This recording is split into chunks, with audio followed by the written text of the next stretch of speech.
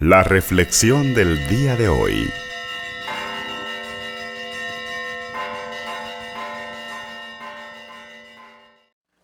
En aquel tiempo el Espíritu impulsó a Jesús a retirarse al desierto, donde permaneció 40 días y fue tentado por Satanás. Vivió ahí entre animales salvajes y los ángeles le servían. Después de que arrestaron a Juan el Bautista, Jesús se fue a Galilea para predicar el Evangelio de Dios y decía: se ha cumplido el tiempo y el reino de Dios ya está cerca. Conviértanse y crean en el Evangelio. Palabra del Señor. Gloria a ti, Señor Jesús. El pasado día miércoles hemos comenzado este tiempo sagrado de la Cuaresma y hoy el mismo Evangelio nos presenta, nos hemos dado cuenta, a Jesús viviendo lo que pudiéramos decir su propia Cuaresma, su Cuaresma personal en el desierto. Dice que impulsado por el Espíritu Santo fue al desierto y estuvo ahí 40 días y fue tentado por Satanás. Muchas veces cuando nosotros leemos este texto del Evangelio, seguramente siempre nos cuestionamos sobre ese último detalle que decía el Evangelio. Fue tentado por Satanás. ¿Jesús fue realmente tentado? Pues sí. Y es que debemos comprender, y quisiera compartirlo con ustedes en esta mañana, que en un primer momento la tentación no es lo que nosotros muchas veces pensamos. Fácilmente unimos tentación a pecado o los tendemos a identificar. Y son dos cosas totalmente diferentes. La tentación es la ocasión propicia para caer en el pecado. La ocasión propicia, el momento oportuno, el momento clave, pudiéramos decir, para poder caer en el pecado. Pero en principio la tentación no es pecado. Por eso mismo el Evangelio nos lo presenta claramente. Jesús fue tentado en el desierto, y no solamente una vez, y no solamente en el desierto. San Mateo nos cuenta al menos que fueron 3 tentaciones en el desierto. Pero cuando vamos releyendo otros textos del Evangelio, vamos a darnos cuenta que Jesús fue tentado otras muchas veces en su vida. Pensemos en Getsemaní. Ahí clarísimamente hay una tentación. Padre, si es posible, aparta de mí este cáliz. O sea, está pensando en el dolor, en el sufrimiento, en la angustia que como ser humano va a experimentar, y tiene probablemente la tentación de mejor no. A nadie nos gusta sufrir, pero al final dice que no se haga mi voluntad, sino la tuya.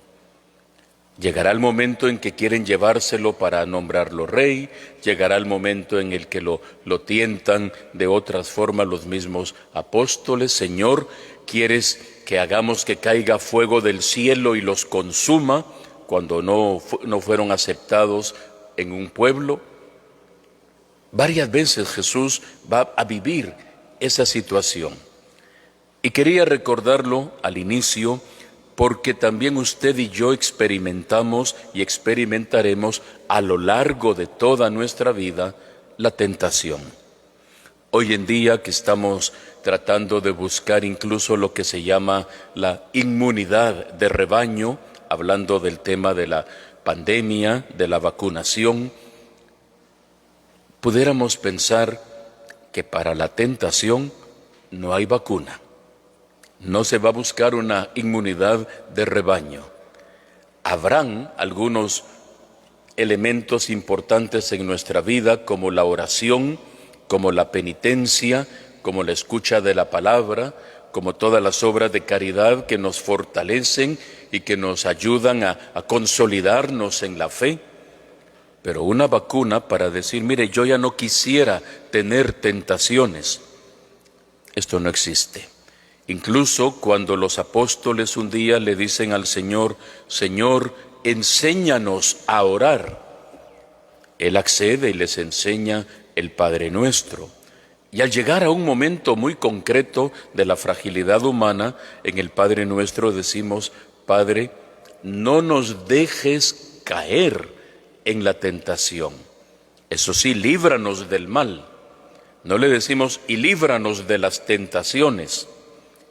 Le pedimos humilde y sencillamente, como hijos al amparo de su Padre, Padre, no permitas que caigamos, no nos dejes, no nos abandones para que caigamos en la tentación.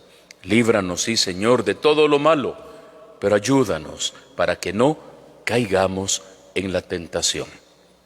Por eso vamos a comprender que entonces San Pablo tenía mucha razón. Jesús fue igual en todo a nosotros, menos en el pecado. Pero aparte de eso, fue igual también en la tentación, pero no cayó en el pecado. Partiendo de este punto, vemos que Jesús entonces va al desierto y en el desierto es tentado. La Cuaresma para nosotros, hermanos y hermanas, va a ser también un camino al retorno del amor de Dios, del que probablemente nos hemos alejado.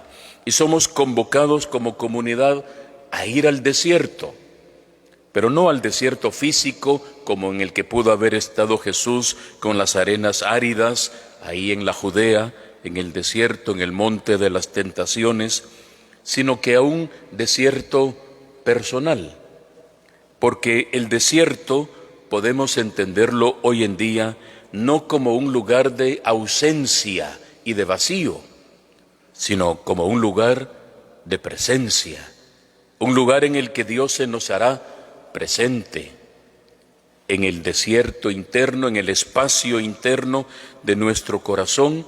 Debemos buscar el momento para encontrarnos con nosotros mismos, encontrarnos con Dios y meditar y pensar en lo fundamental de nuestra vida. Todos queremos recibir de Dios su gracia, su amor, su misericordia. Todos anhelamos experimentar las bendiciones del Señor. Pero hoy podemos preguntarnos, ¿queremos dejar algo que no nos permite recibir lo que Dios quiere darnos? Porque debemos ser conscientes, hermanos y hermanas, que para recibir es necesario dejar. Si usted no deja, no va a recibir. Hay cosas que debemos ser honestos en la vida, debemos dejarlas para poder vivir bien, para poder encontrar la alegría, la paz, la misericordia, la estabilidad incluso emocional. Hace un par de días nos recordaba la palabra de Dios, un verso de Jesús: ¿de qué le sirve al hombre ganar el mundo entero si al final pierde su vida? ¿De qué le sirve a usted? Probablemente mucho de lo que se vanagloria, si al final no le hace feliz, si al final se queda solo, si al final se queda frustrado, si al final es víctima de sus pasiones o de sus deseos y de la frustración que eso le lleva. ¿De qué nos sirve tanto si al final perdemos lo fundamental? Cuaresma es un tiempo muy, muy oportuno para pensar en lo fundamental. ¿A qué le dedicamos realmente tiempo nosotros? Todos le dedicamos tiempo a lo que es fundamental. Donde está tu tesoro, ahí está tu corazón. Muchas veces podemos dedicarle tiempo a lo que no es lo fundamental. Hoy usted y yo somos invitados entonces a echarnos un viaje al interior de nosotros mismos. Pero para poderlo lograr, debemos apagar los ruidos que nos rodean y que nos perturban. Alguna persona me decía hace unos días, mire, qué interesante era cuando, bueno, lamentablemente había toque de queda, una paz, una tranquilidad, incluso un silencio que se oía en las calles, y nosotros en familia, reunidos, platicando, retomando lo que habíamos tal vez perdido, que era la unidad, el consolidar los vínculos, el rezar en familia. El silencio ayuda a encontrarnos con Dios, con nosotros y con los demás. En medio del ruido no se puede. Por lo mismo, somos invitados a apagar los ruidos que nos perturban. ¿Cuáles pueden ser los ruidos en nuestra vida? Cosas que nos atormentan, porque es un ruido interno que está bullendo dentro de nosotros. Las penas, las aflicciones, los problemas económicos. Pensemos en los ruidos físicos audibles como la televisión, que nos puede ensordecer en algún momento, nos puede embobar y nos hace perder de vista lo fundamental. Las redes sociales, que pueden convertirse más que en una red, en una telaraña que nos aprisiona y nos enreda y no nos permite interactuar físicamente con la persona.